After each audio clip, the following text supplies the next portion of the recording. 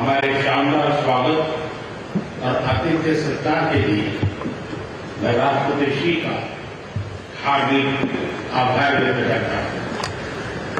आज उज्बेकिस्तान का independence day है। कल किर्गिस्तान का राष्ट्रीय दिवस था।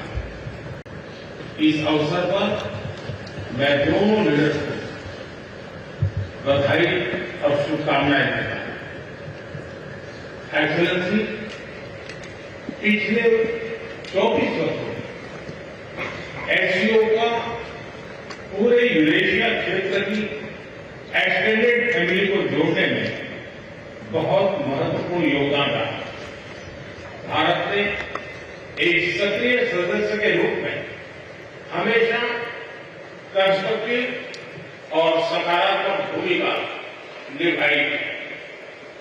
एससीओ को लेकर भारत की सोच और नीति 3 मुख्य स्तंभों पर आधारित है। एससीओ, एस सिक्योरिटी, सी कनेक्टिविटी, ओ अपॉर्चुनिटी। पहले स्तंभ एस यानी सिक्योरिटी के संदर्भ में मैं कहना चाहता हूं कि सुरक्षा, शांति और स्थिरता किसी भी देश के विकास का आधार है। किंतु इस मार्ग में आतंकवाद, अलगाववाद और अतिवाद बड़ी चुनौतियां हैं। आतंकवाद सिर्फ किसी देश की सुरक्षा ही नहीं बल्कि पूरी मानवता के लिए एक साझा चुनौती है। कोई देश, कोई समाज, कोई नागरिक अपने आप को इससे सुरक्षित नहीं समझ सकता। इसलिए आतंकवाद से लड़ाई में भारत ने एकजुटता पर बल दिया। इसमें एससीओ रेट्स की बहुत महत्वपूर्ण भूमिका रही। इस वर्ष भारत ने ज्वाइंट इंफॉर्मेशन ऑपरेशन को लीड करते हुए अल-कायदा और इससे जुड़े आतंकी संगठनों से लड़ने का इनिशिएटिव किया। हमने रेडिकलाइजेशन के विरुद्ध समन्वय बढ़ाने और मिलकर कदम उठाने का भी प्रस्ताव रखा। टेरर फाइनेंसिंग के खिलाफ आवाज उठाई। इसमें मेरे समर्थन के लिए मैं आभार व्यक्त करता हूं। एक्सेलेंसी, भारत पिछले 4 दशकों से निर्मम आतंकवाद का दंश झेल रहा है। कितनी ही माताओं ने अपने बच्चे खोए और कितने बच्चे अनाथ हो गए। हाल ही में हमने पहलगाम में टेररिज्म का बहुत ही घिनौना रूप देखा।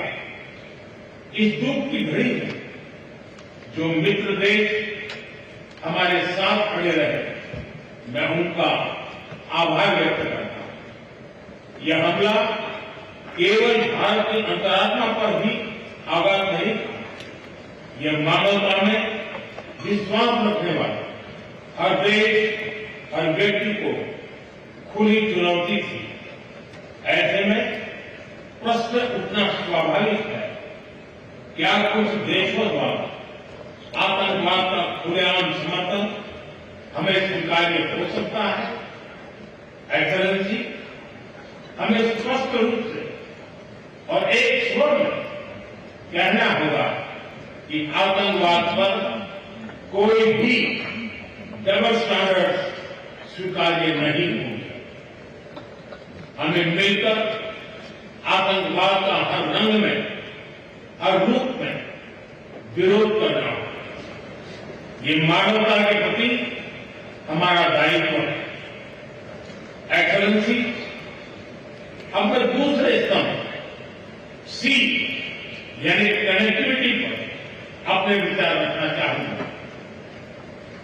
भारत का हमेशा से मत रहा है कि मजबूत कनेक्टिविटी से केवल व्यापार ही नहीं बल्कि विश्वास और विकास के द्वार भी खुलते हैं। इसी सोच के साथ हम चाबहार पोर्ट और international north south transport corridor जैसे इनिशिएटिव पर काम कर रहे हैं। इनसे हम अफगानिस्तान और मध्य एशिया के साथ संपर्क बढ़ा सकते हैं। हमारा मानना है कि कनेक्टिविटी के हर प्रयास में संप्रभुता और क्षेत्रीय अखंडता का सम्मान होना चाहिए। यही एससीओ चार्टर के मूल सिद्धांतों में भी विदित है। Connectivity that bypasses sovereignty, losing trust and limit. Excellency, तीसरा स्तंभ है ओ, यानी opportunity. Opportunity for cooperation and reform. 2023 में भारत की अध्यक्षता के दौरान नई ऊर्जा और विचारों का संचार हुआ। स्टार्टअप और innovation, traditional medicine, youth empowerment, digital inclusion और शेयर्ड बुद्धिस्ट हेरिटेज जैसे नए विषयों को अपने सहयोग में जोड़ा। हमारा प्रयास था कि एससीओ को सरकारों के परे भी ले जाए। सामान्य मानवी, यंग साइंटिस्ट, स्कॉलर्स और स्टार्टअप को भी आपस में जोड़े। हमारे पीपल टू पीपल टाइम को दृढ़ता देने के लिए मैं आज एक और सुझाव रखना चाहूंगा। एससीओ के अंतर्गत एक सिविलाइजेशन डायलॉग फोरम बनाया जाए। इससे हम अपनी प्राचीन सभ्यताओं, कला, साहित्य और परंपराओं को वैश्विक मंच पर साझा कर सकते हैं। एक्सेलेंसी, आज भारत रिफॉर्म, परफॉर्म, ट्रांसफॉर्म के मूल मंत्र पर आगे बढ़ रहा है।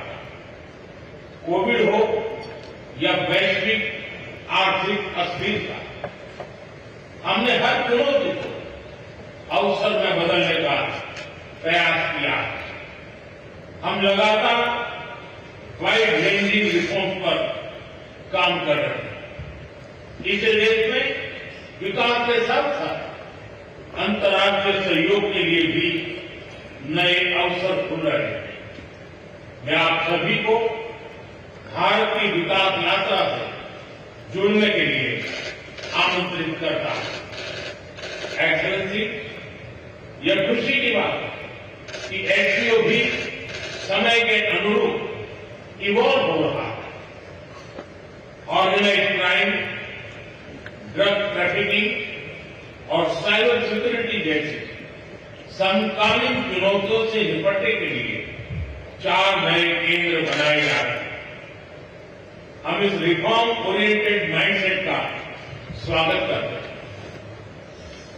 वैश्विक संस्थानों में रिफॉर्म के लिए एससीओ सदस्य आपसी सहयोग बढ़ा सकते हैं। संयुक्त राष्ट्र की 80वीं वर्षगांठ के अवसर पर हम एकमत होकर यूएन रिफॉर्म का आह्वान कर सकते हैं।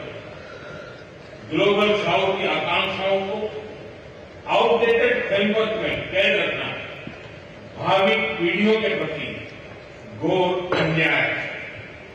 नई पीढ़ी के बहुरंगी सपनों को हम पुराने जमाने की ब्लैक एंड व्हाइट स्क्रीन पर नहीं दिखा सकते। स्क्रीन बदलनी ही होगी। एससीओ मल्टीलेटरलिज्म और इंक्लूसिव वर्ल्ड ऑर्डर का मार्गदर्शक बन सकता है। मुझे खुशी है कि इस महत्वपूर्ण विषय पर आज एक स्टेटमेंट जारी किया जा रहा है। एक्सेलेंसी, हम सभी पार्टनर्स के साथ समन्वय और सहयोग के साथ आगे बढ़ रहे हैं। मैं एससीओ के अगले अध्यक्ष किर्गिस्तान के राष्ट्रपति और मेरे मित्र प्रेसिडेंट जपारोव को शुभकामनाएं देता हूं। बहुत बहुत धन्यवाद।